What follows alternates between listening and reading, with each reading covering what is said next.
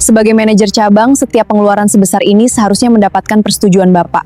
Saya memang sering menandatangani berkas yang sudah disiapkan staf administrasi. Saya kira semuanya sudah diperiksa.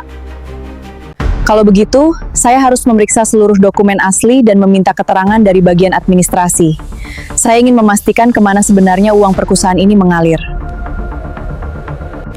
Lebih baik jangan libatkan karyawan dulu, sekarang kita tidak bisa mempercayai semua orang. Baik Pak, apa yang harus kita lakukan sekarang? Kita kerjakan ini sendiri, data rahasia ini hanya untuk kita berdua.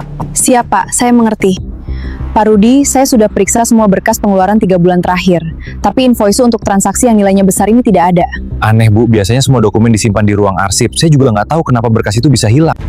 Kalau dokumennya memang sengaja dihilangkan, berarti ada seseorang yang berusaha menghapus jejak. Terus kita harus bagaimana Bu Naura? Saya juga heran Bu. Setahu saya berkas-berkas penting tidak boleh keluar dari ruang arsip. Kalau begitu hanya ada 2 kemungkinan. Berkasnya salah simpan atau sengaja diambil seseorang. Kita cek rekaman CCTV. Saya ingin tahu siapa saja yang keluar masuk ruang arsip sebelum dokumen-dokumen itu menghilang. Baik Bu, ruang CCTV ada di lantai bawah. Mari saya antar. Ternyata selama ini dia melakukan transaksi ilegal dengan klien. Semua dana masuk ke kantongnya sendiri. Berani-beraninya dia melakukan hal bodoh seperti itu. Arif, ikut saya ke ruangan. Baik, Pak. Sekarang.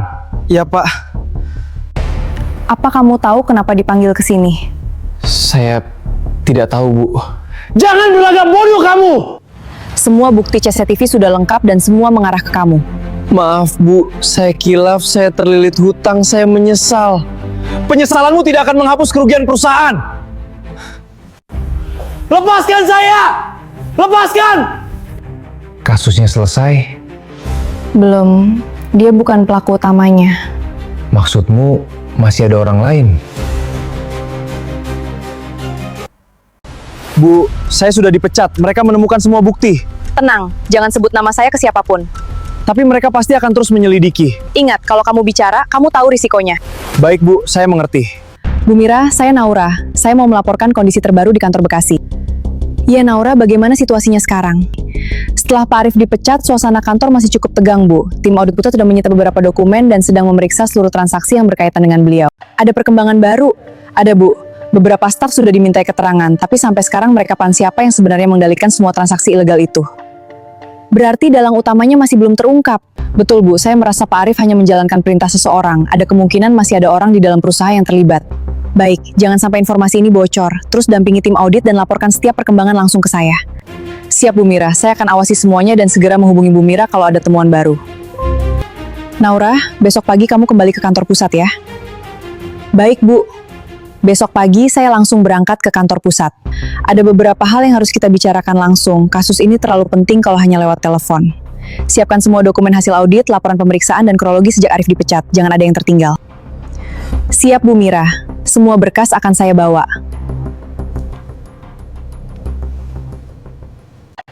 Permisi Bu Mira, ini semua berkas hasil audit awal dari kantor Bekasi. Bagaimana hasil sementara? Dana mengalir kemana? Ada dana mengalir ke perusahaan mitra kita Bu, tapi sampai sekarang belum mengetahui lokasi perusahaan tersebut. Bagus, jangan sampai ada satu dokumen pun yang hilang. Semua bukti harus diamankan. Teruskan pemeriksaannya secara profesional. Jangan menekan siapapun, tapi pastikan semua fakta terungkap. Siap Bu Mira, saya juga sudah menyiapkan daftar nama yang perlu dipanggil untuk pemeriksaan lanjutan. Bagus, mulai hari ini semua proses audit saya awasi langsung. Siapapun yang terbukti terlibat, posisinya tidak akan melindunginya. Oh ya, satu lagi, terbitkan surat skorsing untuk Rudi, berlakukan skor selama 2 minggu, efektif mulai besok.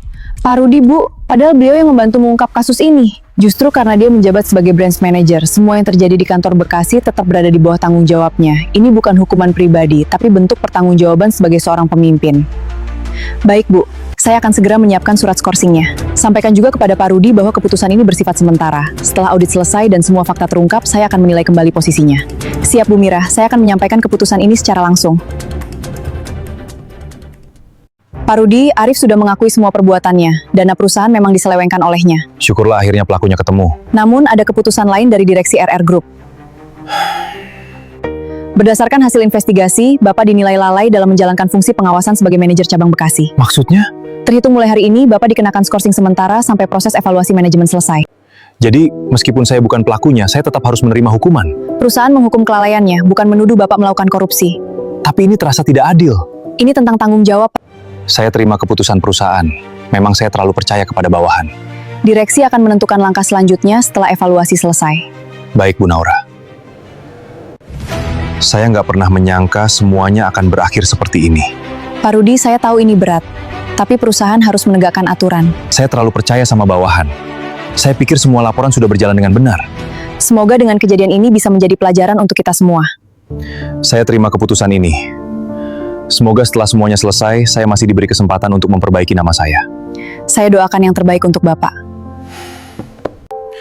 Kenapa semua jadi begini? Pekerjaan hancur, nama baikku juga dipertaruhkan. Kalau Mira ada di sini, mungkin aku nggak akan merasa sendiri ini. Aku benar-benar kangen sama kamu.